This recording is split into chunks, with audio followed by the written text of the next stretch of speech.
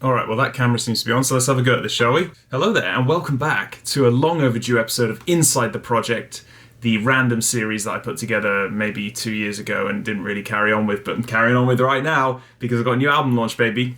Just want to say a huge thanks to everyone who's already pre-ordered my new album, Arcade Metal. This is the first single from that album, of course. It's basically a video game concept shred guitar album with like tons of guests. It's been a really fun project to put together. And I just wanted to say a massive thank you to everyone who's supporting this project because it is an independent project. It's a passion project. I've had no financial backing from a label. This is all done off my own back and with the help of some incredible artists and friends. I'm literally still pinching myself. I can't believe this shit happened, but it did. The mastermind behind the Streets of Rage soundtracks, the godfather of chiptune, Yuzo Koshiro himself, helped me write an intro for this album. It's a really special project, and thank you for supporting it. I appreciate it. Today we're going to talk about the song I did with Jeff Loomis and 66 Samus. Of course, 66 Samus does the drums for the entire album. What a guy. What a guy. Go subscribe to him right now.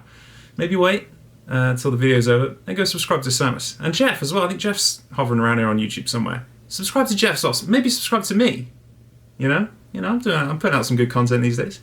Give me a cheeky subscribe. I don't know, whatever. So anyway, I thought we would dive into this song and explore the innards of it and the outards. You know, have a little look around, have a little goosey gander, see what the hell I was thinking when I wrote it, and we can check out Jeff's guest solo, Isolate. Oh my god, imagine that. I'm sure a lot of people want to do that. If you haven't heard this song yet, it's called Enter the Castle, of course. It's in the title. You know, if that's got past you, then, you know, you've got serious problems, I think, probably. Want to have a good look at yourself, to be honest with you, you know what I'm saying? This is a real joy for me to get back with my boys 66 Samus and Jeff Loomis, the Holy Trinity, the Triforce, back again, the Brethren, the Brotherhood. Do you know what I mean? I don't really know if we've got a name for ourselves, but I'm sweating already. Let's get on with it. We're going to deep dive now into the first single. Let's do it. Alright, so this is a bit of a mess already. I'll explain. This is the MIDI drums. We can get rid of those straight off the bat. I'll just mute those. MIDI drums we're not going to need because obviously 66 Samus stepped up and immediately then sat down and played the drums for the album as he did on my album Never After. Got the drum files down here somewhere. There's a lot going on in this project. It's a little bit scatty, a little bit like me, to be honest. A little bit like me today. So this is an old project, probably created 2 or 3 years ago. I've kept all the original MIDI files here so you guys can see exactly what's going on in my head and then what I threw into Cubase, what I basically threw up. But I wanted to keep this, it's important, I want to keep the MIDI so you guys can see what's going on. So for example, you want to see what the keyboard was doing, we can have a look. We can actually have a look at the notes. How great is that? Alright, let's get straight into it.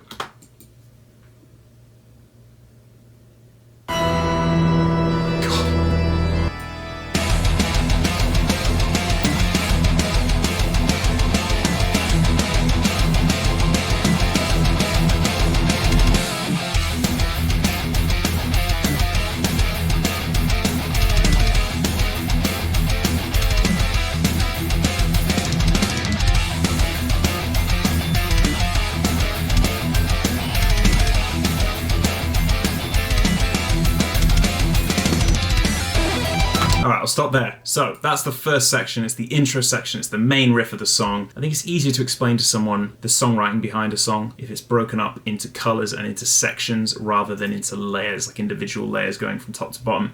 I'm doing it kind of left to right. So already we can see the intro is going to repeat 3 times, that's these red sections here. This song is very much an inspiration from the kind of Castlevania, those kind of vibes, the castle, storming the castle, it's called End of the Castle. Alright, so it's kind of written on the tin. We've got a pipe organ, so it's pretty on the nose really. As you can see there's wind and there's thunderclap and there's an effect swell over here as well. They've all kind of died and lost their way on the way from my old computer to my new one, but don't fear, I have the waves just down here. So we have a thunderclap, wind, and I think there was one other, I think it was an effect swell sample as well. I'll just solo those and play them together now.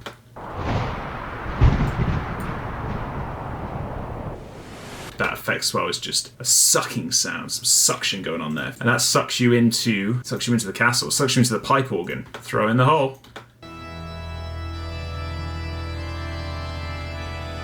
Very ominous. There's a lot of natural reverb going on with that pipe organ as well. Cathedral pipe organ, I hasten to add. No need to throw that one in the hole. We've got enough reverb on that already when it was sampled by Omnisphere. I'm using Omnisphere 2 for quite a lot of things in this project. If we open this up, this is Omnisphere 2. This is such an unbelievable piece of software. 80s melody maker detune. A lot of the sounds from this album actually came from Omnisphere 2, a lot of the chiptune stuff. If you look here, what really did it for me on this album was this thing called Retroland. Go into here, And there are just so many incredible. This Game Boy, I can already see Game Boy lead. 8-bit arpeggio rain, 8-bit game lead. There's so many cool sounds from Omnisphere 2 to do that retro soundscaping stuff that I've done on this album. I've also got this cathedral carillon doing this.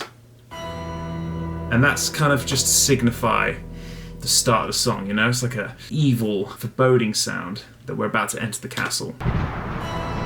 Love it. You can see the guitars coming in here. Rhythm guitars are color-coded in red. So down here I have actually I've kind of lost my way with the color coding a little bit. These sort of purpley blue tracks are the lead guitars, and then I've got Jeff Loomis in pink. We'll get to that in a minute. And of course we can't go without mentioning the incredible, the very sensual 6-6 Samus, who absolutely pounds the drums on this song. A big stereo bounce of the whole kit. I've also got the individual stuff here. I don't know if we'll open those up. Maybe we will, maybe we won't. We'll not have a little goosey gander at what he's been doing as well. But the drums on their own came out like this. Maybe I'll just show you the overheads. So for anyone who doesn't know, the overheads are the two overhead mics that go over the cymbals on a drum kit. And it feels like we're in the room with Samus as he plays. Listen to this.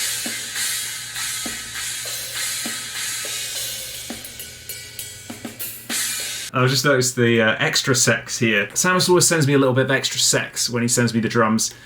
These are his words, not mine. Extra sex here. It's just a big stereo bounce of the room, throwing it deep in the hole there.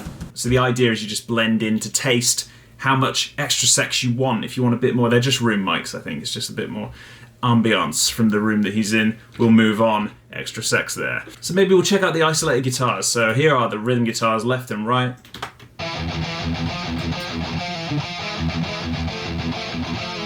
Bring in a left one here for a harmony, and a right one here. So these are pretty much just double tracked, just with the occasional dabbling of quad tracking here, where we just throw on a couple of extra harmonies and get that big, thick wall of sound, kind of using it sparingly as we enter the might of the castle. What are you doing? Turn it up. What are you muting it for? What are you doing that for? You have to actually use the extra sex. You have to let people know it's there. You can't just mute the extra sex. You have to turn it up. You have to hear it. What are you doing that for? I'm sorry. Let's move on. Oh.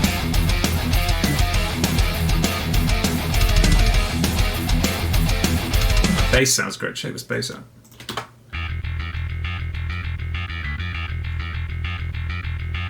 Okay, second time around this intro plays.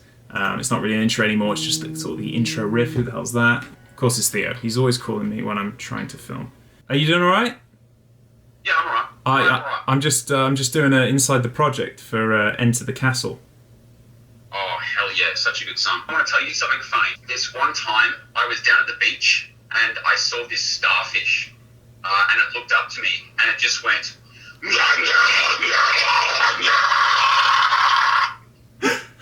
I wasn't expecting that. I don't think anyone on YouTube's going to expect that either. So that's. I am actually filming right now. But did that really happen? Yeah, and then I did a little wee in my pants. Well, to be honest, I can understand that. I'll catch you later. Thanks for sharing that story though with everyone. That's really great. All right. No worries. I'll catch you soon, bud. He needs help. We need to get him some help. So we don't want this to sound stale. The intro is played, now we're going to kind of, the riff carries on for a little bit, it's kind of the intro riff or whatever, you know, you get what's going on here, but we can't have it just being the same, so what I've done is I've introduced this sound here, the SID. Just a keyboard thing, a little motif there, just to keep things moving, do you know what I mean? Keep it walking, keep it a bit more interesting. It's actually quite low in the mix, or at least that specific sound gets buried a lot, probably by the guitars. But it's there.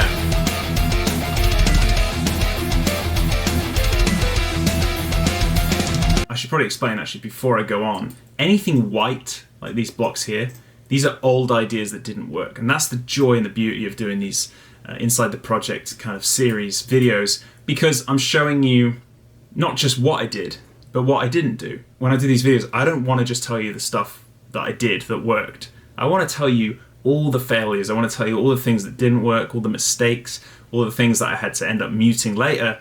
And I think that's really interesting with songwriting. You don't really see that or hear that in the final product. Obviously you don't. But to be able to kind of shine a light on what I didn't do, in a way, is almost as interesting as the choices of what I decided to go ahead with. For example, you can see that I've muted these choirs, and I don't remember what was going on in my head, but I can take a good guess that I thought it was just too overpowering, probably, to have the choirs going. You see that they're just doing this constantly. So to give the choir a bit more oomph later, I've muted them here. I'll introduce them again now. Maybe we can reverse engineer this and come up with the reason why. But I'm pretty sure it would be that I just felt they weren't necessary. And if something's not necessary, it's sometimes better to take it out so there's more impact when it comes back in. So this is with the choir. Can you hear how much more room there is for the other instruments to breathe when you take that choir out? Because that choir is quite boisterous. It's taking up a lot of energy. You know, in all areas really. There's low end, there's mids, there's highs. It's a lot. So that dropout from to suddenly nothing allows these guitars to breathe. If I introduce it back in,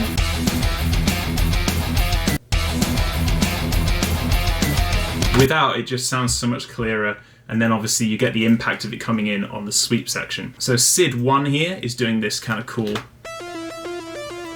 keyboard thing, and it's taken over then by Jupiter Hawk lead. Now this is a Roland Jupiter 8. They used this on the Thriller album. It's absolutely incredible. I love it, and we're getting this sound. Very retro, very kind of probably a bit cheesy on its own, but when you combine it with the Sid, it comes out like this.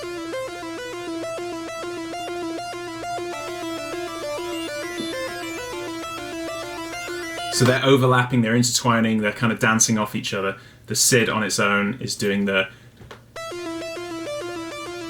This one is doing a different melody. I'll tell you what I can do is I can grab this MIDI from the Jupiter and I'll place it in the Sid. And I'm going to paste it in now, and you're going to see the difference.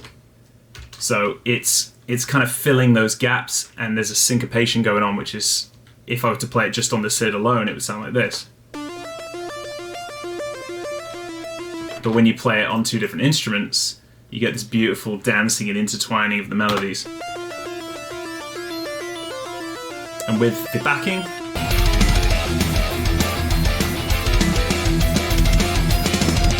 just to touch on a little bit more of what didn't work, the 80s Melody Maker detune. Just a keyboard idea, maybe it just didn't really fit, didn't really work. Alright, let's move on to the next section, of course, which is the blues section, and that also repeats 3 times. There's a bit of a running theme here. Actually, there's not, because those are the only 2 sections that repeat 3 times, but here we go. This is the sweep section of the song. It's blue because it made me feel blue. The notes sound cold to me somehow. It doesn't make me feel blue, it doesn't make me feel depressed, I actually feel happy, but it puts me in a weird zone where I feel my synesthesia kicks in and I feel that the section just sounds blue to me. I will just show you the lead guitar on its own.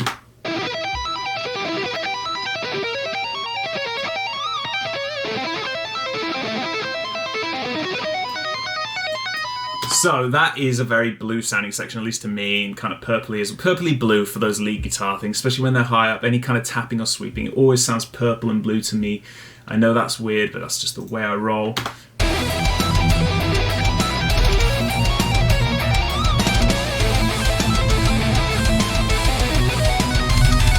Okay, just before we go into the harmony, I'll break that down. It's very kind of eerie Super Mario Boss kind of sounding. Those chords are quite familiar, and I've got this beautiful sweeping thing going on over the top to make sure that I don't get sued by Nintendo. All right?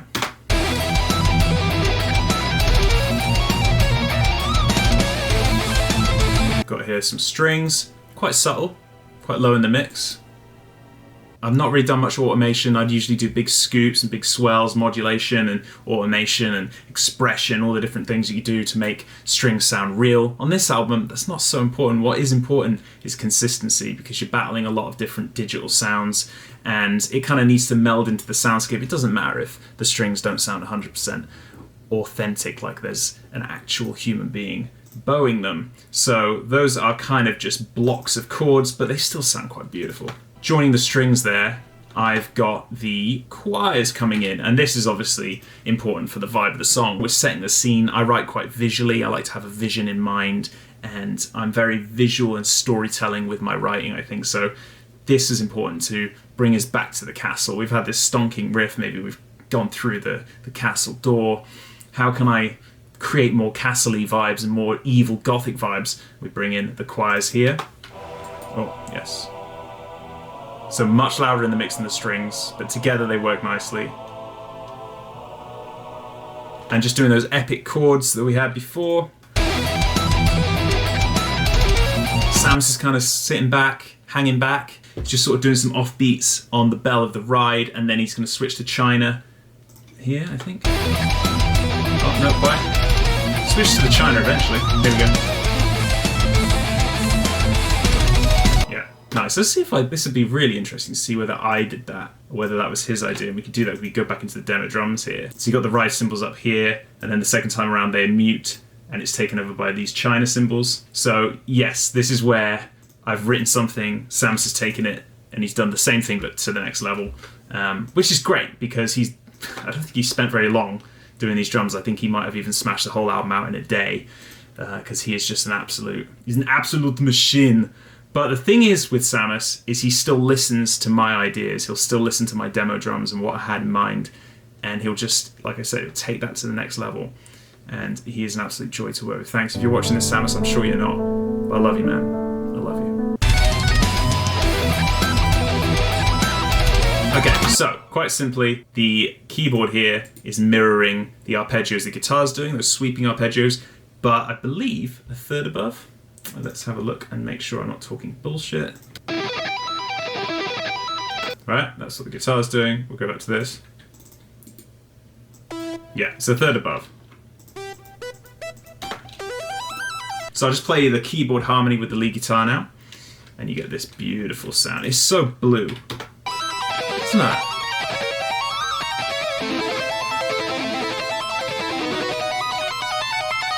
So we've gone a little bit extra there with the lead guitar and the lead keyboard sound to bring a very, I don't know, a very cold and foreboding castle-y vibe there. I should have actually mentioned earlier on these toms. I've got these 80s toms here. That's not Samus, that's something I've added in as a sample. Very simple, just... It's just in there to make it sound a bit more 80s, really, to be honest with you. So after the sweep section, I'll just show you the bigger picture here. We've had red, blue, that's intro riff, and then the blue section, which is the sweep section, that repeats again, and then we've got to change it up, man. We've got to do something different. We're going into this pink section. What does that mean? Well, let's find out.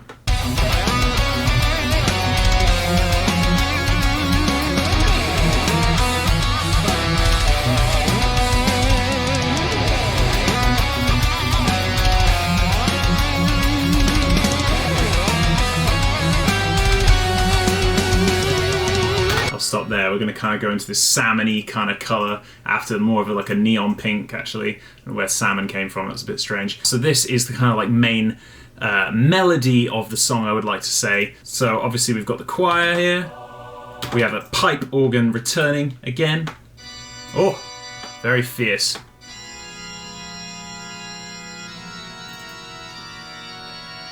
It's very kind of Bach. It's very gothic, isn't it? Love that, very baroque kind of sounding. The Cid is back, doing what we love. Okay, so the Cid is playing the main melody that the guitar is playing. It's kind of a unison between the guitar and the Cid. So let's check out the guitar and we'll come back to the Cid then. Just guitar.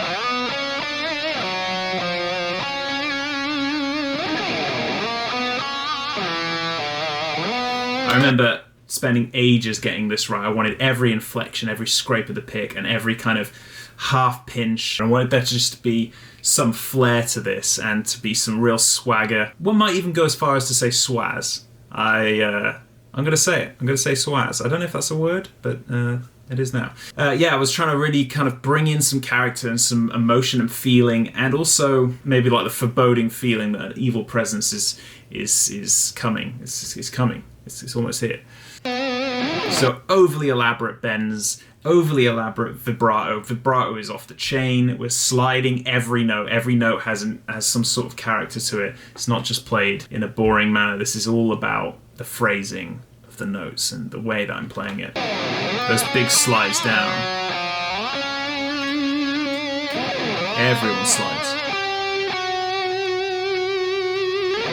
Those dropouts. Everything has to drop out and then slide back in. Oh, that one didn't. All right. I apologise for that. I'll play that in unison then with the SID.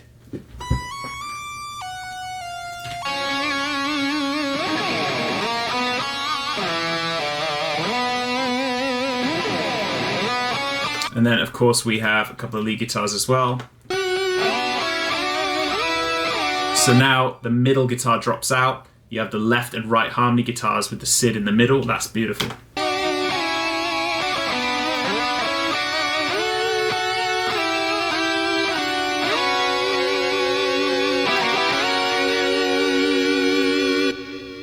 Now you might be wondering, what the hell is a SID? Why do you keep saying SID? Why is this called SID? This is actually modelled on the sound of a Commodore 64 sound chip. And it's named SID because it's a sound interface device. That's what they called it. They called it that, not me. But you're getting that really classic Commodore 64 kind of sound. The Commodore 64, obviously, if you're not familiar, is an old school, very old school video game console.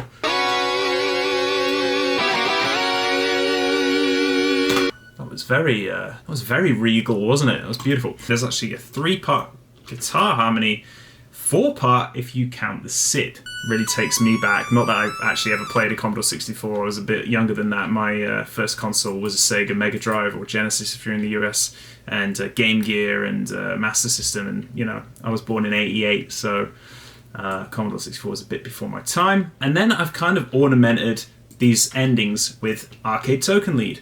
Now, I don't even remember what this sounds like. It must be quite low in the mix. I don't know why. But this is... Wow, okay, that's a tower of notes there.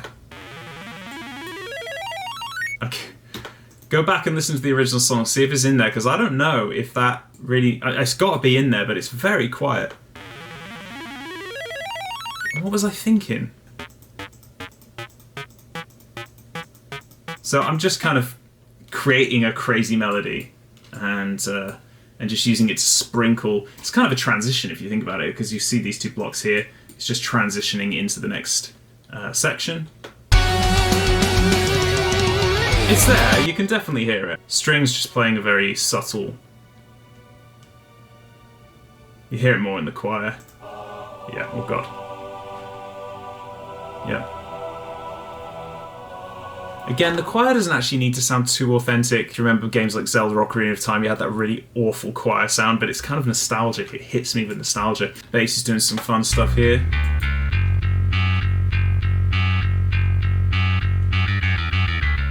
Nice little run there on the bass. Alright, this section is awesome. This is the big, whopping middle green section. The middle, it should be a middle 8. That means you play 8 bars. We're playing a lot more than 8 bars. Alright, we're going in hot. We're approaching the guitar solo stuff, but first we're going to have this big breakdown, and it drops out into this beautiful kind of chiptune section, which I'm going to have a little look at.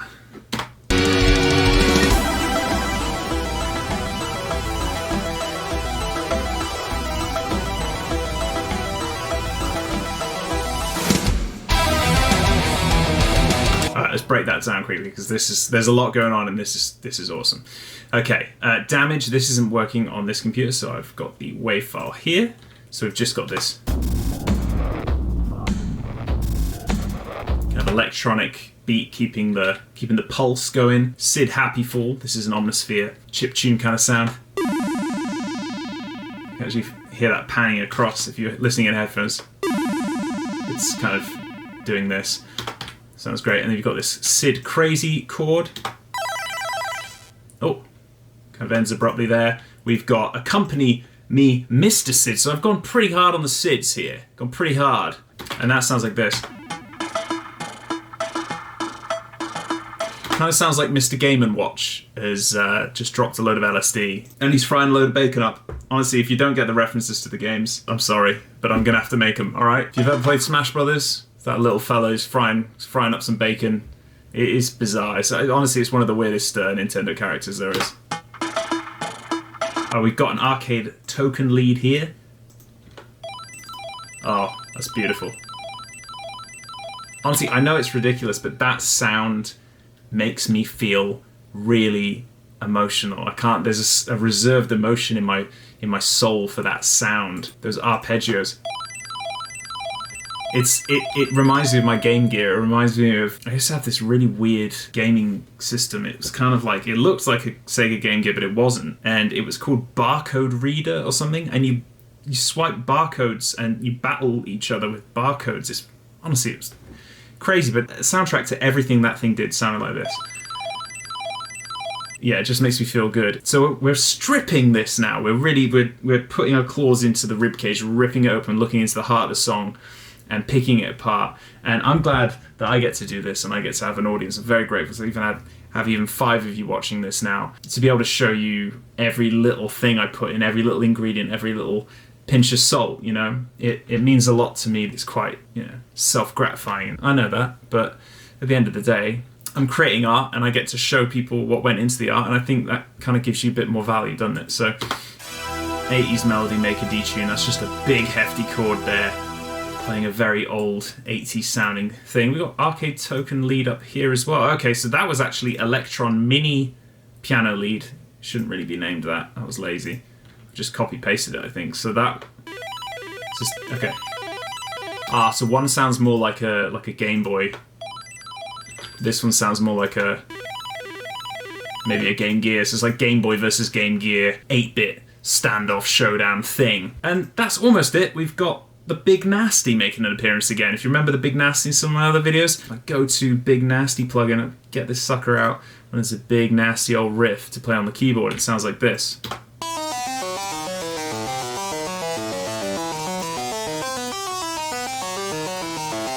So good. There's so many things to say about this, by the way. You'll notice these white notes. That's when I've muted the notes. So if I select and do Control N, it's going to unmute them. The whole phrase is that it would end with these notes. Okay, I'll play that to you now. That will come in later. Okay, but at the moment I decided let's mute them so that there's more of a dropout, there's more impact.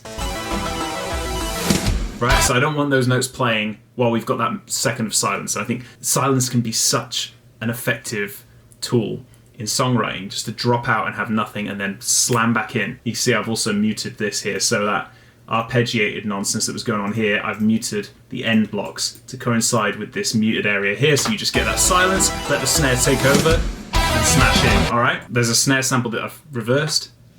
Okay, and then we've got a huge snare sample that kind of goes along with Samus smacking his snare as well. Okay, there's that kind of Black Album sounding snare, and a little sub drop here. You won't really hear that probably if you're watching this on your phone. You probably need headphones for that. There was one other, yes, battery. Here we go.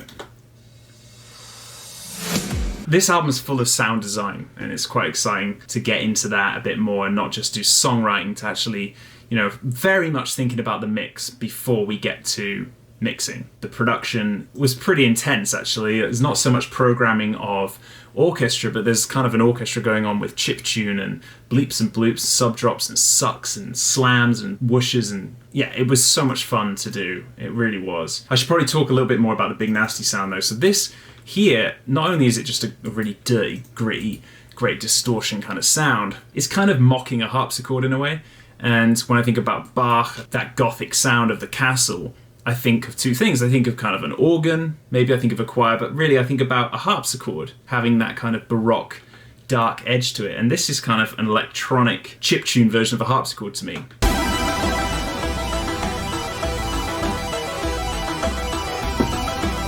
So I wrote this crazy melody out, and this was never intended to play on guitar. I do this a lot. I come to picking up the guitar and go, well, maybe I should play that melody I wrote on the guitar, and then I just go, da, da, da, da. Oh, that does not work. Put that guitar away and go and cry. Spend 5-10 minutes crying, rethink your life, and then come back and rewrite it. But I didn't rewrite this. It was too good, and I wanted to keep it. It was exactly what I wanted, so it was up to me to learn it on guitar. And boy, did I struggle, but I got it. You'll see it in the video, obviously, but I'll play you the lead guitar now.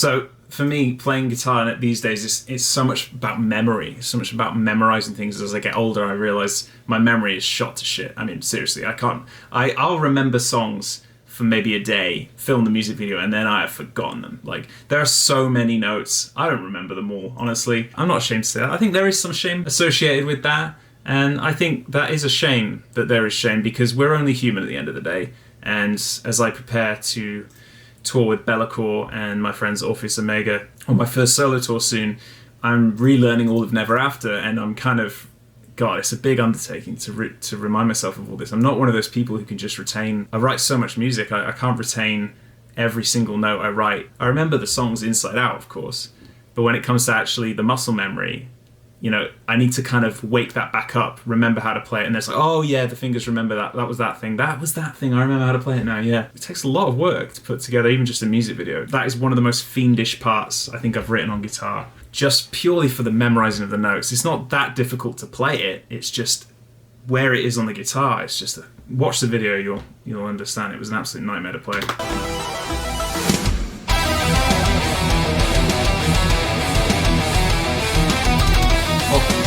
So we can probably quickly take a look at that Samus drum work there. We'll just take a look at the mix down here.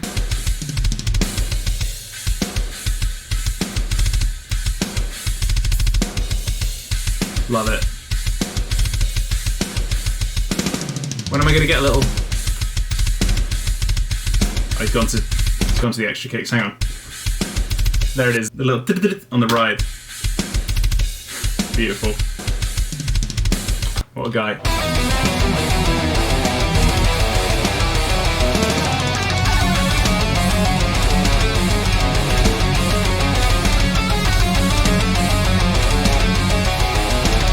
And obviously you've got the guitars chugging away here in the background.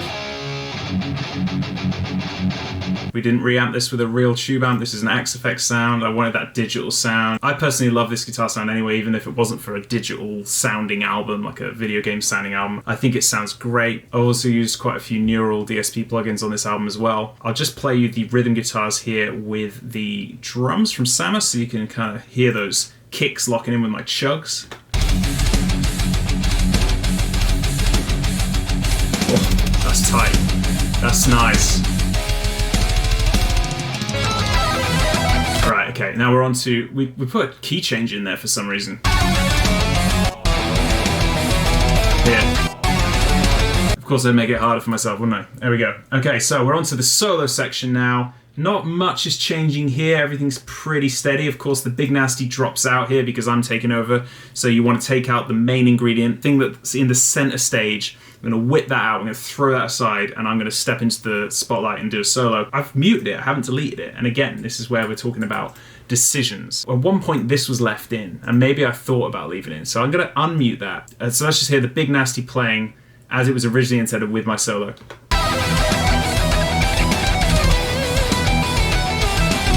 It's too much, so what I've done is I've just muted that and allowed the solo to come through. Let's listen to that first in one take, and then we'll dissect what's going on there. Solo time!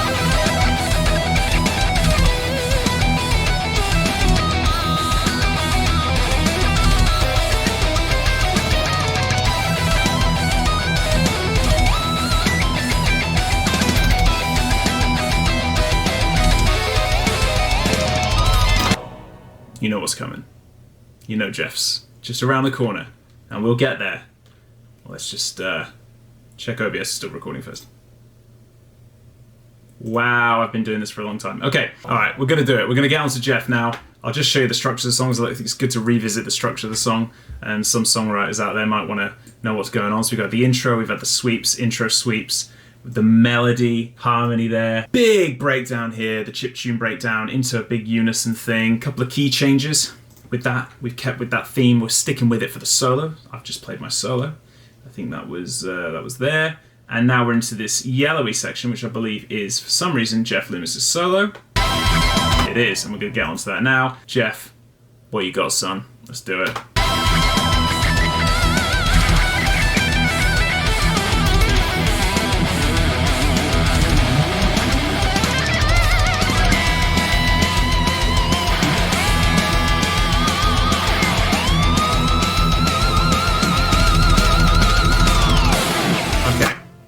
I'm just floored.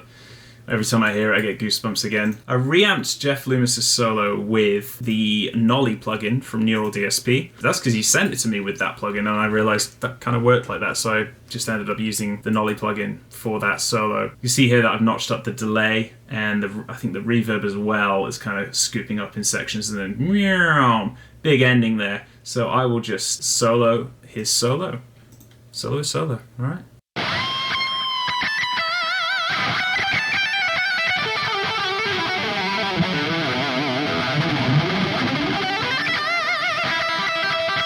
He just plays with such ferocity. He just plays with such aggression, and I've tabbed this solo out. I've had the horrors of trying to do it, and you can grab the tab now from my website, by the way. The whole song's tabbed out, even the keyboard solos, and Jeff's solo, unfortunately, I had the task of trying to tab it out by ear, and obviously I don't really know what he's playing. I've got the video, but it's wild. It took me a long time. I even converted his solo to MIDI first and then plotted all the notes. I kind of feel like I know what's going on, but he just plays off the grid. Like, you can't tab Jeff because he's off the grid. He's not, and I don't mean that in a bad way. He's doing his own thing with such aggression that it kind of supersedes playing by the rules. He's just doing his thing and he's just ripping it and killing it.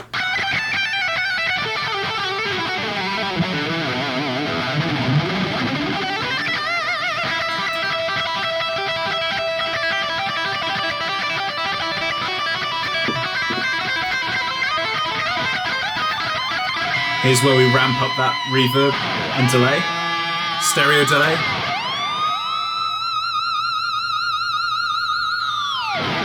And then the whammy bar at the end there. I'll just play it again.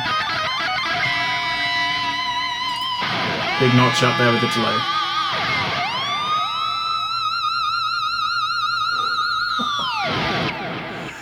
Oh God. Absolute legend, and an absolute honour to be able to collab with Jeff again. One of my idols growing up listening to Nevermore as a teenager, and one of my heroes, still in music today. So to become friends with you, Jeff, over the last 5 or 6 years, and to collaborate on these projects, it's been an honour, mate. Absolute honour. Alright, now Jeff then leads us into the absolutely ballistic keyboard solo, which is stretched across the big nasty for that nice Bach kind of harpsichord baroque sound, which sounds like this. Oh, we got to talk about that. So we're starting off with this crazy rundown, and this kind of just introducing. We're going a bit extra. You've got to have some showmanship in songwriting. Don't be afraid to do that. Don't be afraid to, ride in on a motorcycle onto the stage and stuff. I'm not actually saying you should do that, but in musical terms, that's kind of what I'm doing here. And that is also spread across the Jupiter lead that I mentioned before. Oh, yeah. Together they sound like that. I think we've got the Sid as well, but I think the Sid's playing a backing. Yeah, the Sid's sitting back there, playing the intro backing. I'll just open this up so you can see what I actually played.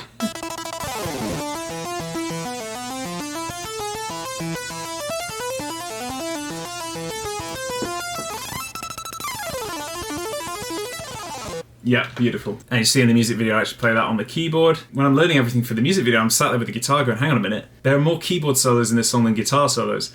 I am absolutely screwed. It took a long time to get all those keyboard solos down, but I'm really happy with how it turned out. Alright, and then we're back.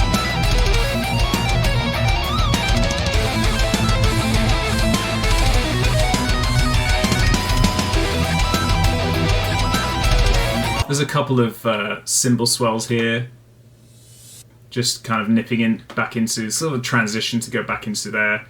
What else have we got here? Just the same sort of snare and reverse snare and a sub drop. Just little soundscaping things to keep it punchy and keep it exciting. And we've got the 80s toms sort of return here. I'll just play what those are doing as well. We're almost at the end. Where are the 80s toms? There you go. It's like a Rick Astley. Why am I I done that? I've put in Rick Astley. You know the rules, and so do I. Never gonna give you up, never gonna let you down, never gonna run around and desert you. What have I done? Why? It fits though, it fits. Never gonna make you cry, never gonna say goodbye. The neighbours have almost certainly called the police by now, so I shall stop that. Alright, then it takes from the sweeps into the melody. Alright, takes you into the melody, and as we can see, that's pretty much a straight repeat of this section here. You gotta have those repeats, man. Music, songwriting. You can't, sometimes you can just have a linear song that doesn't have any repeats. Sure, go for it, try it. But this, I'm trying to create choruses and trying to create familiarity, and that's what we want to hear in music. The return of the arcade token lead there. Beautiful. I probably haven't played you the riffs. I should play a bit more of the riffs. I'm neglecting the rhythm guitar here. I'll play you the riff with Samus that's going on underneath, because I think a lot of the time when there's lead guitar going on, you don't think of the riffs very much, but they're there. And this is quite a fascinating riff. I actually really like this riff, but obviously it's not as prominent as the lead guitar, so I'll just solo that for you now with the drums.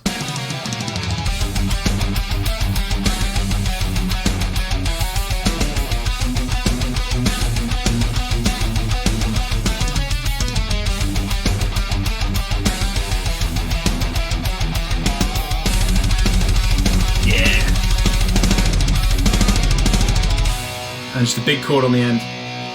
That kind of chord progression where it's dropping down, but keeping the high note on, and it's just kind of the low note that's dropping down one step at a time. That's very much Sonic the Hedgehog kind of thing. I think I can hear that in Starlight Zone. That kind of progression, love that. It's very cheesy, but I really do like it. Some great rhythm guitar on this album, but I think honestly the album's predominantly more just lead guitar. It's just shred. It's a really shreddy album. I'm hoping it's the shred guitar album of the year, to be honest with you. It's a big thing to say, but then I think about who's on it. It's gonna be hard to top some of the solos on this album. I'm not talking about my own. I'm talking about the guests. It's just you wait. Honestly, it's absolutely incredible. So we'll just quickly whip to the end of the song then.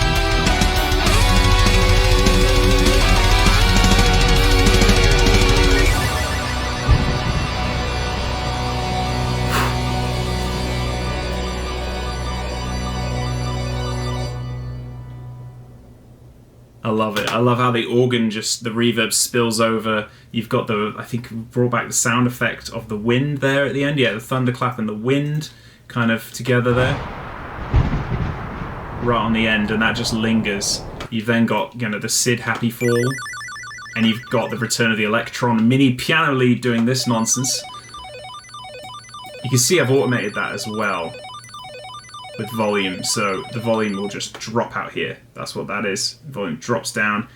There's a reason for it. I remember why I did this. If I take off this R button so it doesn't read that automation, that volume is going to stay at the top. Listen to what it does. It just kind of and that would have sounded awful. It doesn't sound awful, but I didn't want it there, so I've got that really hard, steep cut-off point there. And letting the pipe organ and the wind sound effect kind of take over with the reverb, and that's about it. The choir there. The strings are doing that too. Obviously, Samus does this absolutely epic fill. We should probably showcase that a bit more. Hell yeah. Samus kills it. Oh! Samus is still here. Giving it a bit of the janglies at the end there. Yeah, we've kept that in. That's nice. That's nice. A bit of character there from Samus at the end. Alright. Beautiful. And that's pretty much it. I don't think I've missed too much out. There's probably a few things we haven't touched on, but I think most of it is there. That's the song, End at the Castle. Thanks so much for watching. If you haven't picked up your copy of the album yet, obviously it's pre-sale now. You can pre-order the album. It'll be released in September. Thank you so much for everyone who has already. Thank you for watching the videos. If you like more of this stuff, I have to do the little thing about saying about Patreon, because Patreon is supporting me like nothing else right now. My patrons are keeping the dream alive. They've helped me fund this entire album. It's enabling me to do what I love. It's enabling me to put in all my time and effort and energy. And honestly, the main thing is time, and I've got to eat. So I appreciate anyone who's out there. I know not everyone can afford to support me on Patreon. I know not everyone can afford to pick up a copy of the album or the big retro bundle that I'm selling with the vinyl, cassette and all that stuff. I get it. But any contribution in any way, if it's just a like, comment, subscribing, sharing something, just telling a neighbour, just knock on some random person's door and tell them to check me out, that kind of probably helps a lot. I'm not sure about the neighbour thing, but everything else, I just want you to know how much it all means to me to have any kind of audience out there listening to my music. This has been Enter the Castle with Six Examiners, Jeff Loomis and myself. Look forward to the album coming out soon. Can't wait for you to hear the other guests. Unbelievable stuff coming your way. New music video soon too, I hope. Thank you so much for your support and your belief in me, and I can't wait for you to hear the new music. Cheers, I'll see you soon.